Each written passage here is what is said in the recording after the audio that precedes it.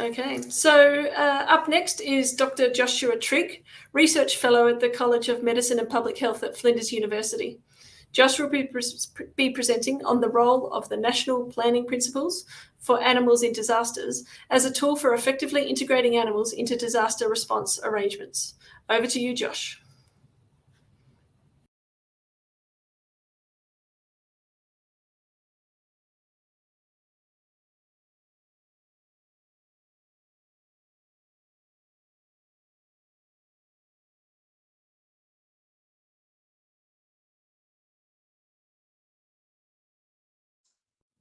Okay, well, thank you for tuning in to this talk. It's a great seminar schedule, and I'm very happy to be part of it and share some of the research that my colleagues and I conducted recently around animal welfare and emergency management planning.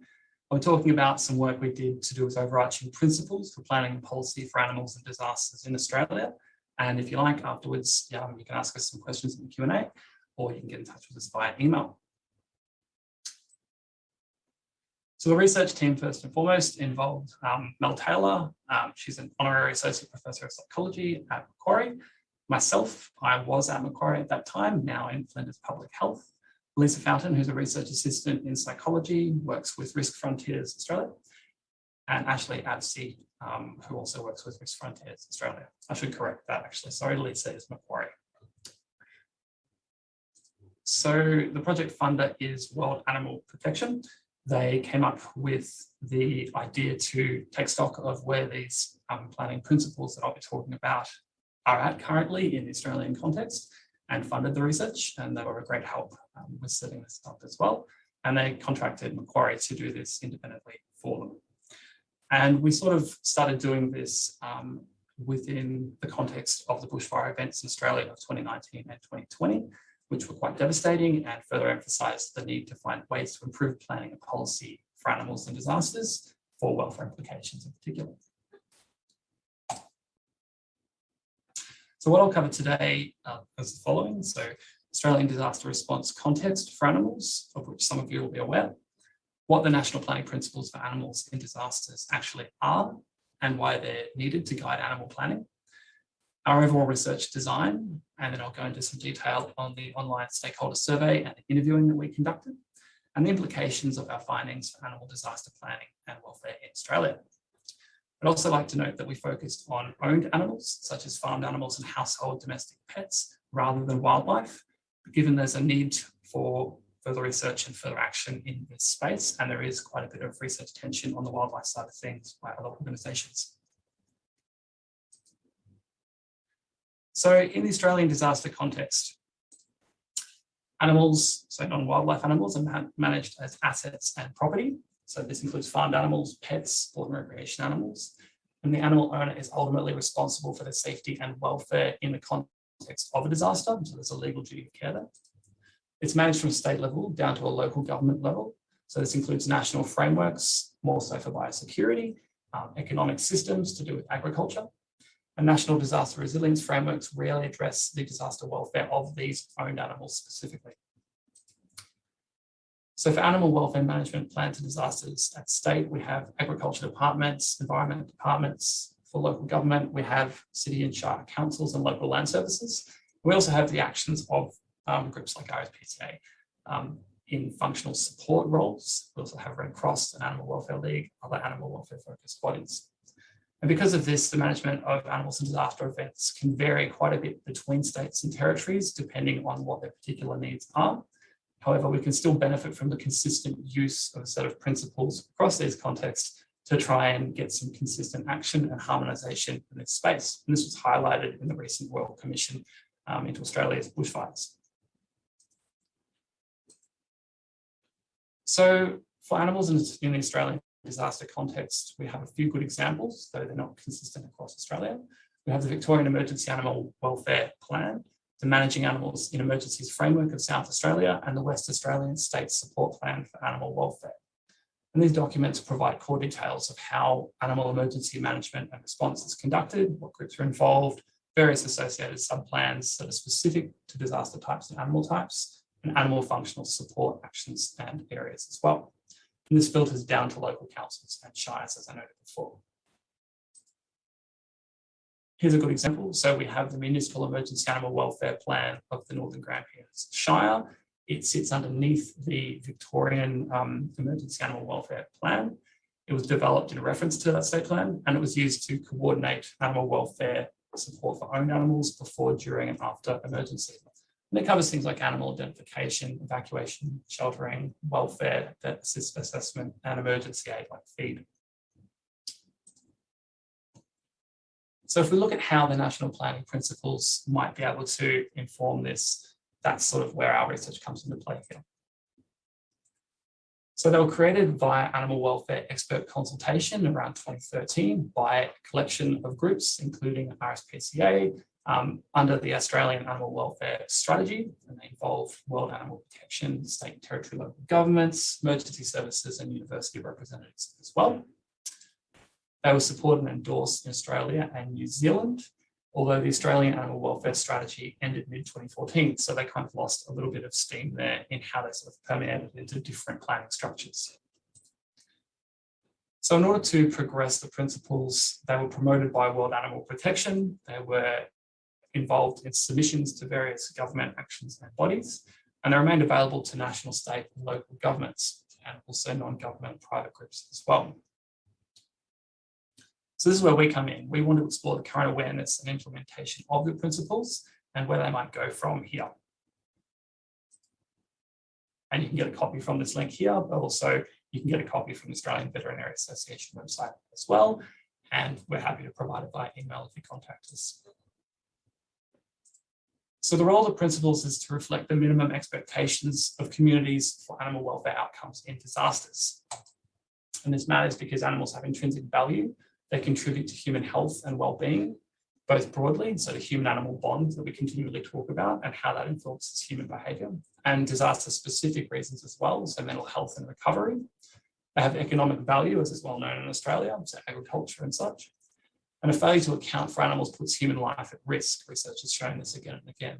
So things like evacuation failure, complication and refusal, as well as problems with compliance and load on emergency management organisations and resources. Sorry, I've gone forward a little bit. So these are enduring issues in disaster management, and that's supported by research, and increasingly it's considered in planning. This is a selection of some of the principles. So they're broken into process principles and planning principles. The process ones are about the process of creating the plan, and the plan principles are about assessing it once it's in place.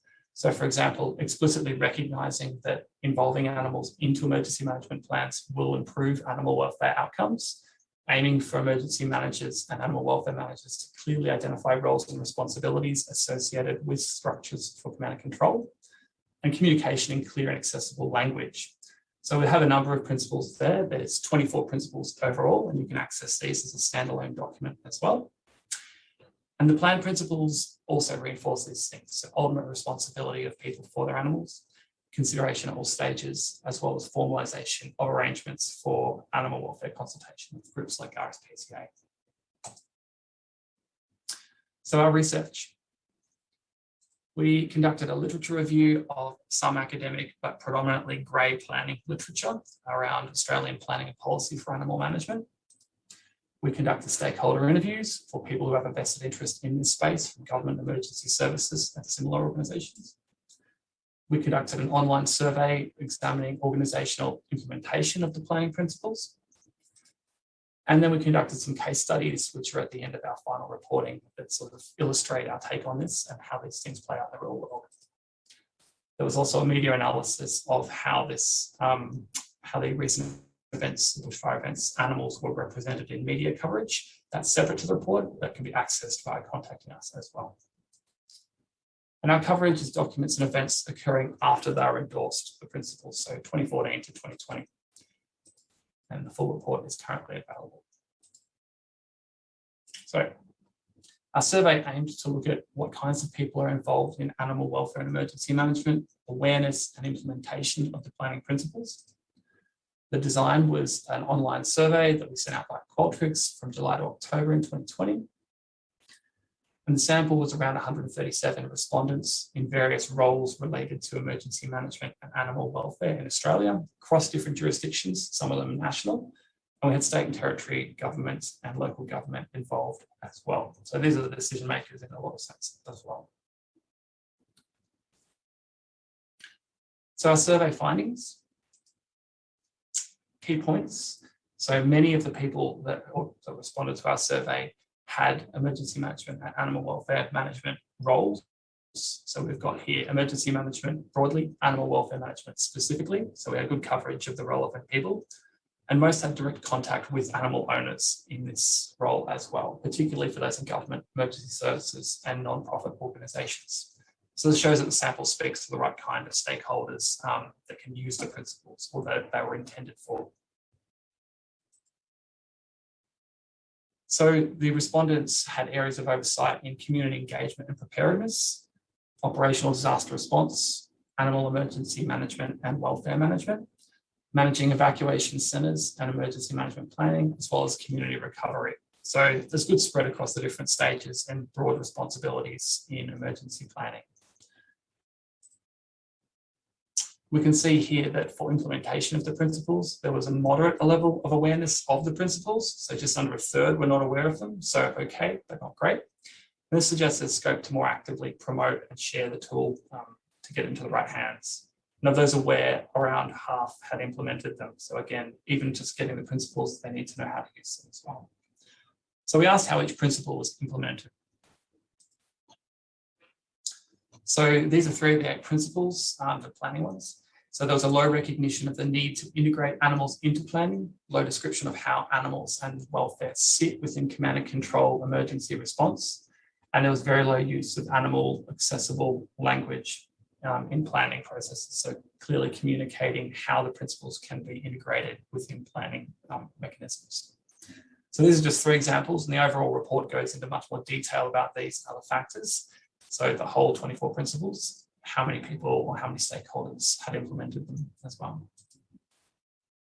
So for the plan principles, these are 3 of the 16 plan principles. There was low communication of ultimate responsibility for animal welfare, which is problematic in this context. There was low consideration of animals across all disaster stages, so from preparedness through to recovery. There was low inclusion of formal arrangements with animal welfare organisations, which is particularly note when it comes to organisations like RSPCA. So from the interviews, we conducted a number of video recorded stakeholder interviews. So these aim to explore the perspectives of different kinds of individuals and organisations on where animals fit into their emergency management planning. And this included responsibilities and welfare concerns. The design was informed by the literature and the initial survey responses so that we could get at what mattered most. And it was semi-structured, and we thematically coded these across 2 researchers to make sure that what came out of it was less subject to bias. So we had 23 respondents in roles with a relevant stake in this area. They covered all states and territories and different organisations and government. And the roles of the interviewees related mostly to animal management, welfare, and general emergency and land management, and in some cases, community and education roles as well. So they crossed over these roles as well. It's not necessarily a clean categorization, people swap around. So for the interview findings, we have a number of themes that came out. So there was a need for national planning principles. People expressed that there is still a need for this, even though such an amount of time has passed. There were awareness barriers, so reasons why people hadn't become aware of the principles or encountered them in their current role. There were issues and suggestions around implementing the principles, so how they should be used in the current context and how they might be used in the future. There were different conceptualizations of the all hazards, all species perspective when it comes to animal management and welfare planning within emergency structures. There was some recognition of the human-animal welfare link and an acknowledgement that this needs to be more widely recognised as something that motivates and shapes human behaviour and ultimately animal welfare in response to disasters and emergencies. There were comments around animal welfare consultation, how this is conducted, where there is a lack of it and where it's being done well. communication about animal integration and responsibility with organizations, with animal owners themselves.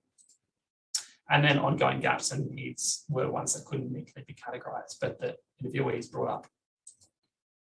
So for the themes, the first one, the need for the national planning principles.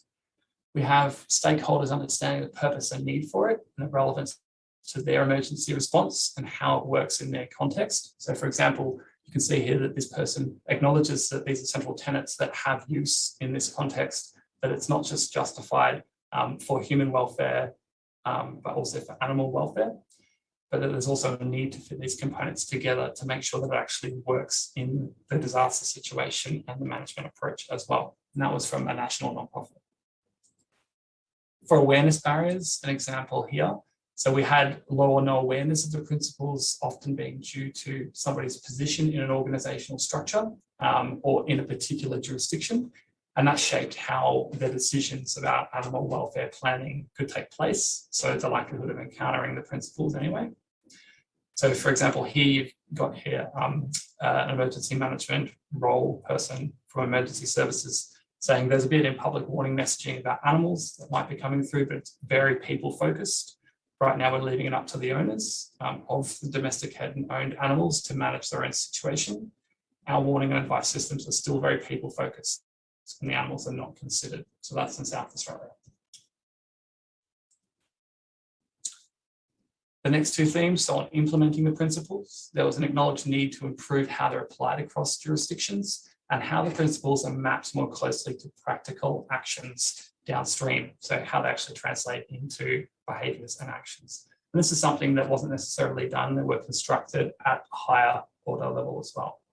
So I think the principles arrive, and then you're cascading down to that action. I'd like to see them cascade to a practical component. At the end of the day, that's the holistic approach that these people need. The all hazards, all species perspective as well was another thing.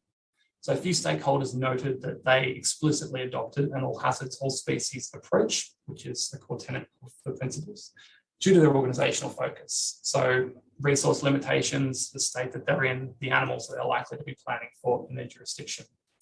So we've got an example here from a land management representative. A lot of people are critical of the single species approach, but the fact is that doing that work for that type of animal actually benefits many others, I guess, incidentally in this case. And I should note that these are example quotes. In the report, we've actually got a number of quotes, explanatory information about it as well, and how it all fits together with the other components of the research. So the second last theme, human animal welfare link, is something we're all well aware of. It's a consideration that needs to be addressed. The interviewees across the board confirmed that integrating animals into human planning improves human and animal welfare, safety in disasters. And although it's becoming integrated into planning and response over the last, say, 10 years or so, improvement is still needed. So in this case, we've got somebody from animal emergency management in Western Australia saying, for me, being in animal welfare, it's the fact that animals are sentient beings and they do need to be protected. And that doesn't float the boat for most people. So from a policy perspective, it's about human safety, the human behaviours, and they impact not only that person, but also the animals they're connected to. So that goes back to principles around primacy of human life. Animal welfare consultation, and as I said, there's more detail about this in the full report, was another thing. So we've got here, as the extent of animal welfare consultation varies across jurisdictions and sectors, and it is improving, the need for central animal welfare information points and committees for consultation was reinforced. And I am aware that that's happening in various forms since the bushfires, the summer bushfires, 1920 in Australia. So in this case, we've got someone from a national animal welfare nonprofit saying most of that happens within industry groups. There's a lot of consultation in terms of planning for any situation that might involve animal populations, impact the food chain and that sort of thing. So I know our farm animal people consult quite a lot with industry on those things. I say in regard to companion animals, it's more likely that people consult with veterinary bodies. And that is more or less the case.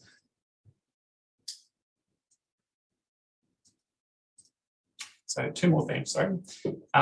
The second last theme, communicating animal integration responsibility.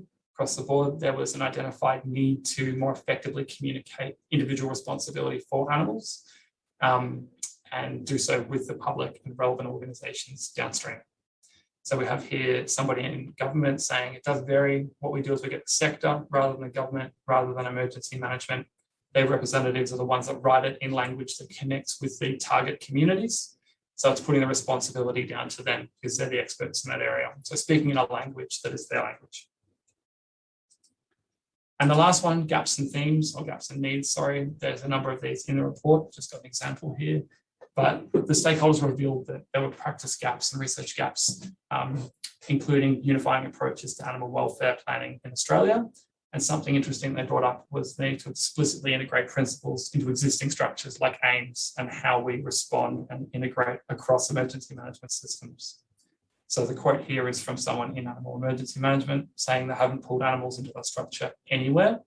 And what happens is by having it pulled into there, it flows into everything else down to the incident controller, and they can answer questions about animals and make sure that the plans effectively answer those questions and ultimately support the animals' welfare. So the implications for animal disaster planning in Australia. We have had the Royal Commission into national natural disaster arrangements after the 2020 bushfires. And we can see that the impacts on animals are increasing in scope. The funding landscape is changing to reflect that climate is becoming a bigger issue as well.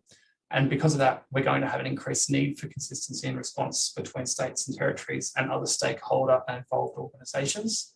So the recommendations in this address the needs around animal evacuation and sheltering as a recurring issue. They largely focus on wildlife and to a lesser extent, owned animals. So even in this case, they weren't featured very heavily.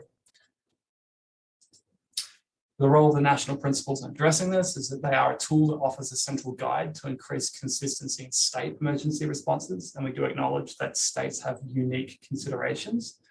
So far, we feel this is best highlighted in our research by the Victorian, Western Australian and South Australian state animal emergency planning arrangements. So they have really, really good structures that support animal welfare response in the context of things like bushfire. But there is a need to further adopt, extend, and apply, and in some cases, actually use the national planning principles. And they're not actively promoted at the Commonwealth level anymore. So we need to do that again. And we feel that we've done that to some extent in the current case because we provided the outcomes of this research to the Department of Home Affairs, Crisis Planning Coordination representative, received an acknowledgement letter that said that they had gone through that. They had provided that to DOR and to the National Resilience and Recovery Agency, so that we can say this is the state of use of the principles, push it back out there and say, how can this be more effectively done? So they're also publicly available. We've presented this at conferences and provided it to participating research organisations and individuals. But the best way to have a look and see how useful it might be for you is to hit the download link earlier in this presentation on the Australian Veterinary Association website and have a look and see how you might apply the principles. Thank you so much for listening to this presentation, and feel free to reach out to either Mel Taylor or myself. I'm currently at Flinders University, so if you search me, I might come up as being in the public health department. Either email is fine. And yeah, thank you for your time today.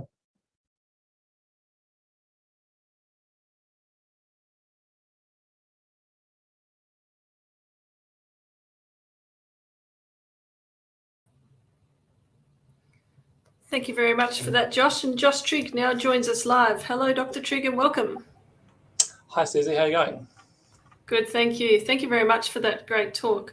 The research like yours really shows the importance for improving how we communicate and make policy and principles more practical and tangible, I think, to make implementation a lot easier for people, something that they can just pick up and go with rather than having to interpret themselves. So we do have time for a few questions. There's a good one here. Based on your research, how do you get animals on the planning radar for local authorities? What strategies and engagement processes would you suggest to help raise awareness in a regulatory context, perhaps using something like a local council as an example? Sure. I think that the planning principles, when they were originally released, were pushed out to a number of different organisations to share, but that's not necessarily always going to filter down to those that need it on the local level, as you say. So it kind of needs to be the case that these higher order principles are pushed out with the more official planning information, so the state level planning information and the templates and things that come from that these councils and these smaller bodies receive anyway. I think that would be a good way for them to come into contact with the planning principles. And aside from that, there just needs to be more of a nationwide push to get exposure for these principles in the first place. As I noted, they lost a fair bit of steam when they were released initially. So I think there needs to be more active campaigning around them. But I think also prior to that, as noted in the research, there are a number of things that need to be addressed that come up as questions in people's minds when they see the set of planning principles. It has been some time since they were released. And I think that things like how they can more readily connect this to practical actions at their level, some communication around that would really help people grasp it and work with it. Yeah, absolutely. I think, that's something tangible that people can grab hold of is really important. Did your interviews reveal any examples of gold standard application of principles in real world disasters? So not entirely, but there were cases where they were really well represented. For example, in some of the responses to bushfire in Western Australia, there were cases where people involved in the response had access to the planning principles, and these had been considered in the higher order planning structures for managing animals, and the responses there were largely successful as well. So I wouldn't say it's my place to say whether they're gold standard or not, but I think that they permeated through and they were used wisely in those cases. That's good to hear. Recently, somebody's noticed that Australia Post had an emergency disaster brochure which mentioned the need to include animals in their planning. Do you think this is something we'll see more of in sort of public messaging? Definitely hope so. I realised that in the previous presentation you noted about the media spike. So when there's a disaster event, so a bushfire or such, there's a fair bit of exposure around the human cost, the cost of infrastructure, but also the impacts on animals and animal welfare. And I think those are the times when it would be good to start thinking about how we push this sort of information out to the public and then keep on that in the downtimes as well. So I think, yes, it's a very good idea to communicate it through really broad channels like Australia Post. Yeah, fantastic. Yeah. As a bit of a summary, and you touched on these points, but what do you think needs to be done to ensure the planning principles are effectively applied when the next disaster strikes? Hopefully not any day now, but if we get a bit of time. Definitely. I think there needs to be a little bit of reframing work around how they're presented, and they need to be connected to some of the more current research as well that has happened since they were released. I know there's been a lot of work in the animal welfare space and in the planning space around owned animals and around agricultural contexts as well. I think there needs to be a little bit more explicit, needs to be more explicitly spelt out how people can use these in their own context with examples that they can see and they can say, okay, so this is how somebody's done it. And I think that's why we included some case studies at the end of the report as well, to sort of get people processing information in that way. But that same principle can be used to communicate with the public about them. Fantastic. Well, thank you very much. I can see some congratulations to self in the chat as well for some of those groups that are doing well. So I guess that puts some of the other states and territories on notice of what they can do and where they. And the good thing is about these conversations is we hopefully have some people online who can refer to your report and what other states and territories are doing to try and level up their approach as well. So that's really fantastic. Yeah. I think that wraps up our questions this afternoon. So I really appreciate your time, Josh, and I hope that you can listen into some more of the conversation over the next couple of days as well. Definitely, will do. Fantastic. Thanks very much, Josh. Cheers.